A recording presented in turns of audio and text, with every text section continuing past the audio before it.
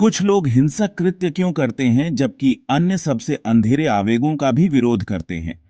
क्या इसका उत्तर मस्तिष्क की गहराई में ऐसे पैटर्न में हो सकता है जिन्हें हम नग्न आंखों से नहीं देख सकते?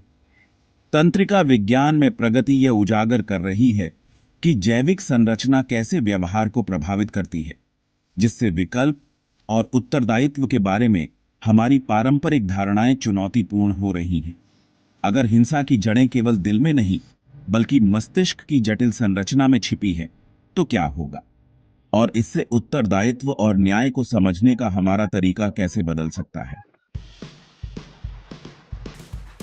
Life TFA, life thought failed and acted में आपका स्वागत है। मैं अमित हूं और मनोविज्ञान और व्यवहार विज्ञान में 45 वर्षों के अनुभव के साथ मैं आपके साथ मानव मस्तिष्क की गहराइयों की खोज करने के लिए यहां हूं। आज हम मनोविज्ञान में सबसे रोमांचक शोधों में से एक की गहराई में उतरेंगे। नमस्कार दोस्तों, माइंड अनवील्ड में आपका फिर से स्वागत है, जहां हम मानव मस्तिष्क और व्यवहार के रहस्यों का पता लगाते हैं। आज हम तंत्रिका विज्ञान और अपराध की रोमांचक दुनिया में गोता लगाएंगे। हम एड्रियन रेन के अग्रणी शोध का अन्वेषण करेंगे, जो पीटी स्कैन का उपयोग करके यह पता लगाते हैं कि मस्तिष्क का हिंसक व्यवहार में क्या योगदान है। क्या आपने कभी सोचा है कि मस्तिष्क अपराधी की जिम्मेदारी को प्रभावित कर सकता है? आइए जानें।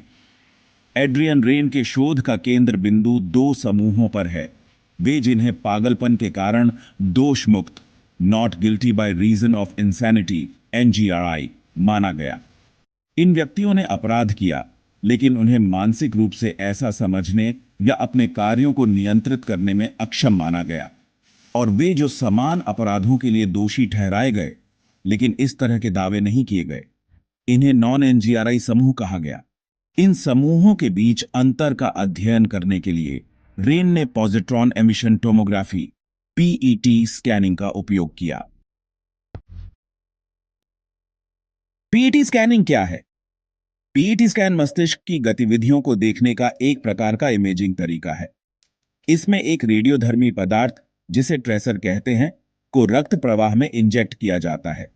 यह ट्रेसर मस्तिष्क तक पहुंचता है और ग्लूकोज खपत, यानी मस्तिष्क के विभिन्न हिस्सों द्वारा ऊर्जा के उपयोग को मापकर गतिविधियों को उजागर करता है।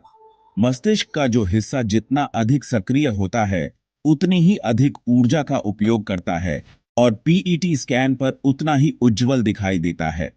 एनजीआरआई और नॉन एनजीआरआई व्यक्तियों के मस्तिष्क गतिविधि की तुलना करके रेन ने निर्णय लेने, आवेग नियंत्रण और भावनात्मक संतुलन से संबंधित क्षेत्रों में महत्वपूर्ण अंतर का पता लगाया। एक महत्वपूर्ण परीक्षण, कंटिन्यूअस परफॉर्मेंस टास्क, यह ध्यान और आवेग नियंत्रण को मापने के लिए डिजाइन किया गया एक परीक्षण है। इस परीक्षण में प्रतिभागियों को छवियों या अक्षरों की एक श्रृंखला पर ध्यान केंद्रित करने और एक विशिष्ट लक्ष्य को देखने पर बटन दबाने के लिए कहा जाता है। यह सरल लगता है, लेकिन इसमें सही प्रतिक्रिया देने और ध्यान भटकाने वाले तत्वों को नजरअंदाज करने के लिए निरंतर ध्यान और आत्मनियंत्रण की आवश्यकता होती है। परिणाम, कंटिन्यूअस परफॉर्मेंस टास्क के दौरान रेन के पीईटी स्कैन ने दिखाया कि एनजीआरआई समूह में प्रीफ्रंटल कॉर्टेक्स, जो निर्णय लेने और आवेग नियंत्रण का केंद्र है, की गतिविधि कम थी।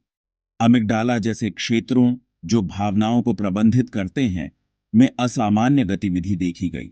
ये पैटर्न संकेत देते हैं कि उनके मस्तिष्क सामान्य आत्मनियंत्रण या भावनात्मक संतुलन का समर्थन नहीं करते। इसका क्या अर्थ है? रेन का शोध न्याय प्रणाली में जिम्मेदारी और मानसिक स्वास्थ्य के प्रति हमारे दृष्टिकोण को चुनौती देता है। अगर किसी का मस्तिष्क अलग तरीके से कार्य करता है, तो क्या उन्हें समान जिम्मेदारी के मानकों पर रखा जाना चाहिए? और यह जानकारी हमें भविष्य में हिंसक व्यवहार को रोकने में कैसे मदद कर सकती है?